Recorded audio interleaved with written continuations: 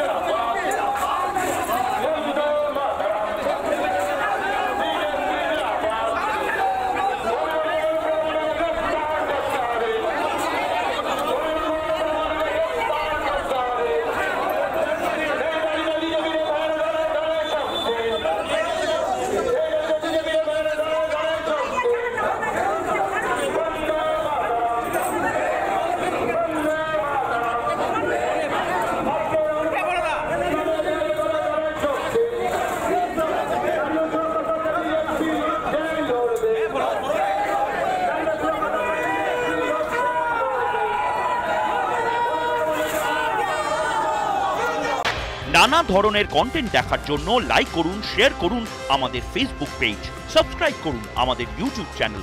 পাশাপাশি অন্যান্য ব্রেকিং নিউজের জন্য অবশ্যই চোখ রাখুন রিপাবলিক বাংলায়।